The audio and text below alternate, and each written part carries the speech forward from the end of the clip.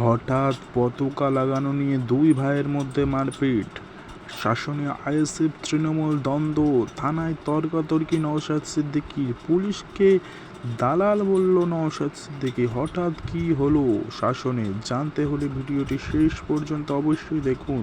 আর ভিডিওটি শুরু করার পূর্বে সকলের কাছে একটি অনুরোধ, আইএসএফ অর্থাৎ ইন্ডিয়ান সেকুলার ফ্রন্ট সহ ভাইজানের সমস্ত রকম খবর পেতে আমাদের এই ইউটিউব চ্যানেলটিকে সাবস্ক্রাইব করে পাশের ঘন্টাটি বাজিয়ে রাখুন। আইএসএফ বিধায়ক নওশাদ সিদ্দিকীর দাবি, তারা নিয়মমাফিক সভা করার অনুমতি নিয়েছিলেন, তবুও তৃণমূলের দুষ্কৃতীরা তাদের সভা বানচাল করার চেষ্টা করে। অভিযোগ নিয়ে শাসন থানায় যান নওশাদ সিদ্দিকী। পতাকা লাগানোকে কেন্দ্র করে উত্তপ্ত উত্তর ২৪ পরগনার শাসন। অভিযোগ, আইএসএফের পতাকা ছিঁড়ে দেন এক তৃণমূল কর্মী। তা থেকেই গোলমালের সূত্রপাত। গোলমাল চলাকালীনই শাসন থানার সামনে পৌঁছান আইএসএফ বিধায়ক নওশাদ সিদ্দিকী। তিনি থানায় ঢুকেই পুলিশের সঙ্গে কথা বলেন। বসিরহাট লোকসভার প্রার্থীর সমর্থনে নওশাদের সভা। সেই উপলক্ষেই খড়িবাড়ি বাজারে আইএসএফের পোস্টার এবং পতাকা লাগাচ্ছিল কীর্তপুর ১ নম্বর অঞ্চলে আইএসএফ কমিটি।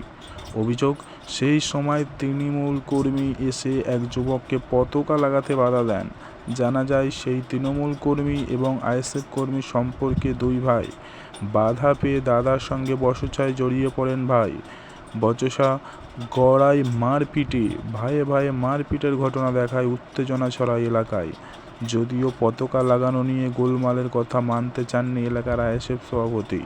কীর্তিপুর ১-এর আইএসএফ সভাপতি মোহাম্মদ এনামুল হক বলেন, এক ভাই তৃণমূল করে, অন্য ভাই আইএসএফ করে। ভাইকে টানা হেঁচড়া করে নিয়ে গিয়েছে।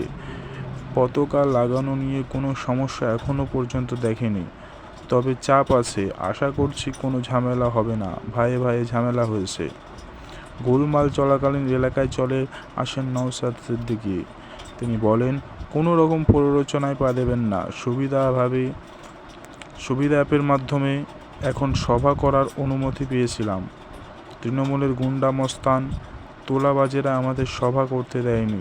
আমরা প্রশাসনের সহযোগিতা নিয়ে কর্মসূচি জারি রাখতে চাই, সেই জন্য কথা বলতে চেয়েছিলাম। প্রশাসন আমাদের বলল থানায় আসতে। আমি থানায় গিয়ে প্রার্থীকে নিয়ে কথা বলেছি। আপনারা কেউ প্ররোচনায় পা দেবেন না। থানায় এক পুলিশ কর্মীর সঙ্গে তর্কাতর্কিতে জড়িয়ে পড়েন নওশাদ সিদ্দিকী। নওশাদ সিদ্দিকী তাকে দালালও বলেন। এমনকি আজকের ভিডিও এই পর্যন্ত। ভিডিওটি একজনকে হলেও শেয়ার করুন আর এই ইউটিউব চ্যানেলটিকে সাবস্ক্রাইব করে পাশের ঘন্টাটি বাজিয়ে রাখুন। ধন্যবাদ।